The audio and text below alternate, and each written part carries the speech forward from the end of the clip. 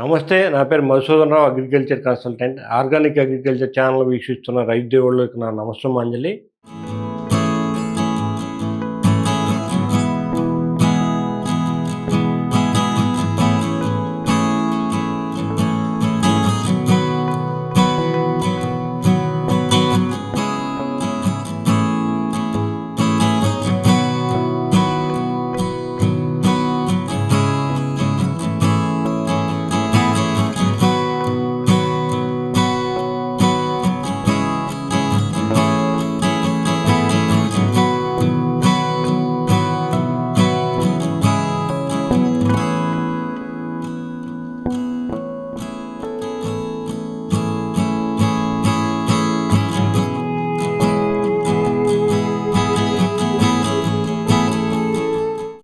ఇప్పుడు మనం నక్షత్రం టాపిక్‌లో ఉన్నాం. ఇప్పటివరకు మనం 9 నక్షత్రాలు పూర్తయినాయి. ఇప్పుడు 10వ నక్షత్రం మగాతో మొదలెడదాం.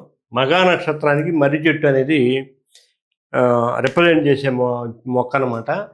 ఈ మర్రి చెట్టు గురించి మీకు తెలుసు. మర్రి చెట్టు చాలా జీవులకి ఆవాసం ఇవ్వటమే కాకుండా అనేక రకాల వైద్యాల్లో మర్రి చెట్టు ఉపయోగపడుతుంది. ముఖ్యంగా మర్రి ఊడలతో తైలం తయారు చేసి రాస్తే జుట్టు బాగా పెరుగుతుందనమాట. అలాగే మర్రి పాలుతోటి మనకి వెన్నెముకకి వైద్యం చేస్తారు. మనకి L4, L5 డిస్కులు ఉంటాయి కదా, అలాగా వైద్యం చేస్తారు. ఇంకోటి మర్రి చెట్టు మనకేం చెప్తుందంటే కుటుంబ వ్యవస్థని మర్రి చెట్టులాగా విస్తరించమని చెప్తుంది. అయితే ఇప్పుడు అంత పెద్ద కుటుంబాలు అయితే లేవనుకోండి. మర్రి చెట్టు అనేది చాలా కంట్రిబ్యూషన్ ఇస్తుంది. ఇక మనకి ఆక్సిజన్ కంట్రిబ్యూషన్ ఇస్తుంది, పర్యావరణాన్ని చాలా చక్కగా చూస్తుంది. ఈ మధ్య రోడ్ వైడనింగ్ ప్రాజెక్టులో చాలా మర్రి చెట్లు కొట్టేశారు. వీటిని కాంపన్సేట్ చేయటం అనేది మనం అవసరం అనుకొని మనం మర్రి చెట్టు కూడా వాడాలన్నమాట. మగా నక్షత్ర జాతకులు మర్రి చెట్టు వాడాలి. అలాగే పుబ్బా నక్షత్ర జాతకులకి మోదుగ అనేది కూడా ఒక దేవతా వృక్షం. జనరల్గా దేవుళ్ళకి మనకు నైవేద్యాలు పెట్టేటప్పుడు మోదుగు ఆకులు వాడతారు. గతంలో విస్తరాకుల కింద కూడా మోదుగు ఆకులు వాడేవాళ్ళు. అంత పవిత్రమైందనమాట మోదుగు చెట్టు. తర్వాత మోదుగ కర్రని మనకి మునులు ఋషులు కూడా వాళ్ళు తపస్సు చేసేప్పుడు కింద పెట్టుకుంటారు. దీన్ని స్టాండ్ అంటారు దాన్ని. మోదుగ కర్రతోనే తయారు చేస్తారనమాట. ఎందుకంటే అది చాలా వరకు దైవిక శక్తిని లాగుతుంది. అలాగే మనకు దగ్గర ఉన్న మోదుగు చెట్లు కూడా పర్యావరణానికి ఉపయోగపడటమే కాకుండా మనకి దైవ శక్తిని మనకి కిందకి తీసుకొచ్చి ఇవ్వడానికి ఉపయోగపడుతుంది అనమాట. అలాగే ఉత్తరా నక్షత్ర జాతకులు జువ్వి చెట్టును వాడాలి. ఈ జువ్వి చెట్టు జనరల్గా తాడి చెట్లకి అల్లుకొని ఉంటుంది. తర్వాత ఈ జువ్వి కర్రని మనం రైతులకి చాలామందికి నేను రికమెండ్ చేస్తాను. వేప కానీ, తర్వాత రావి కానీ, జువ్వి కర్ర కానీ, పంచగవ్య లాంటివి వాడేటప్పుడు. ఎందుకంటే ఆ పంచగవ్య మీరు తయారు చేసినప్పుడు ఆ కర్రతోలు కలపండి. ఆ 3 కర్రల్లో దేనితోనైనా కలపండి. అలాగే మీరు అందులో పెట్టేసేయండి. పెడితే అది సోలార్ ఎనర్జీని లాగుతుంది, కాస్మిక్ ఎనర్జీని లాగుతుంది. మనం చేసే పంచగవ్య కానీ, లేదంటే జీవామృతం కానీ, ఇటువంటివన్నీ కూడా ఎన్రిచ్ అవుతాయి. దైవ శక్తితో కూడా మిళితం అవుతాయి అన్నమాట. అలాగే మనకి తర్వాత హస్తా నక్షత్ర జాతకులు కుంకుడు చెట్టును నాటాలన్నమాట. కుంకుడు చెట్టు అనేది మనకు తెలుసు. ఒకప్పుడు షాంపూలు గింపులు వేయలేవు, అంతా కుంకుడుతోనే వాడేవాళ్ళు. కుంకుడు చెట్టు వాడినప్పుడు జుట్టు అందరికీ బాగుండేది. నాకు కూడా బాగుండేది ఒకప్పుడు కుంకుళ్ళు వాడినప్పుడు. ఇప్పుడు కుంకుళ్ళు వాడే పరిస్థితి లేదు. ఎందుకంటే బాత్రూమ్లు బ్లాక్ అయిపోతాయని పెద్ద గొడవ. అందుకని మనం కుంకుళ్ళు వాడట్లేదు. కుంకుడు వాడినంతకాలం ఆరోగ్యం చాలా బాగుంది. అలాగే మనకి కుంకుడిని చాలాగా వైద్యాల్లో వాడతారు. ముఖ్యంగా ఫైల్స్ ప్రాబ్లం ఉన్న వాళ్ళకి, తర్వాత గర్భస్థ సమస్యలు ఉన్న వాళ్ళకి ఇలాగా కుంకుడు వాడతారనమాట. నెక్స్ట్ మీరు ఏ టూత్‌పేస్ట్ వాడినా కానీ ఆ టూత్‌పేస్ట్‌లో నురుగు రావడానికి కుంకుడు నుంచి తీసిన సఫోనిల్ అనేది వాడతారు. అలాగే కుంకుడు చెట్టు కూడా దేవతా స్వరూపమే. మనకి ద్వారకా తిరుమలలో కుంకుళ్ళమ్మ దేవస్థానం కూడా ఉంది. ద్వారకా తిరుమల వెళ్ళినోళ్ళు ఈ కుంకుళ్ళమ్మ అనే అమ్మవారిని దర్శించుకోకుండా ద్వారకా తిరుమల వెళ్ళరు. వెళ్తే అది ఫలించదని చెప్పి ఒక నానుడి. అది నాకైతే తెలియదు కానీ బట్ అలా విన్నాననమాట నేను. తర్వాత చిత్తా మారేడు అంటే మీకు తెలుసు. మారేడు చెట్టు శివుడికి అత్యంత ప్రీతిపాత్రమైంది.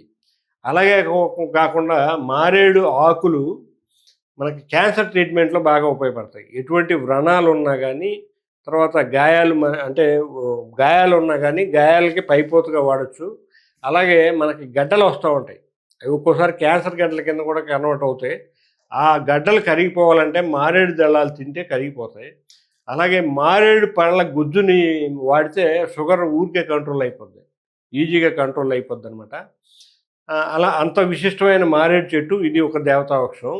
మన చిత్తా నక్షత్ర జాతకులు మారేడు చెట్టును వాడండి. అలాగే స్వాతి చెట్టుకి అర్జున్ చెట్టు. అర్జున్ చెట్టు గురించి ఒక ఎపిసోడ్ కూడా మనం చేయటం జరిగింది. మనకి అర్జున్ చెట్టు బెరడు గాయాల్ని మాన్పటమే గాకుండా, మనకి హార్ట్‌లో ఎటువంటి ప్రాబ్లమ్ రాకుండా కాపాడుద్దనమాట. అర్జున్ చెట్టు సంవత్సరానికి 40 రోజులు అర్జున్ చెట్టు బెరడు పొడి గాని వాడితే మీకు ఈ హార్ట్‌కి సంబంధించిన సమస్యలు రావు. అలాగే వెరికోస్ వెయిన్స్ గానీ, బ్రెయిన్‌లో క్లాట్స్ గానీ, ఈ క్లాట్స్ ఇయన్నీ ఉన్నప్పుడు ఈ అర్జున పొడిని మనం నువ్వుల నూనెతో కలిపి స్వీకరించడం వల్ల ఆ క్లాట్స్ అన్నీ కొట్టేస్తది. మీకు ఎటువంటి సమస్య ఉండదు. మీరు హార్టు డాక్టర్ల దగ్గరికి ఎళ్ళాల్సిన పని లేదు. అలాగే విశాఖ నక్షత్రం వెలగ. వెలగ చెట్టు గురించి మనకు తెలుసు. వెలగ అనేది ఏనుగు తిని ఆ వెలగ పండుని బయటకు వదిలేస్తది. అలాగే వినాయకుడికి మనం పచ్చడిలో కంపల్సరీ వెలగ వాడతాం. తర్వాత మనం వెలగ పచ్చడి, తర్వాత పండిన తర్వాత వెలగ పండు కూడా తింటాం. వెలగ పండు చాలా ఆరోగ్యాన్ని ఇస్తది. చాలా రోగనిరోధక శక్తిని ఇస్తది.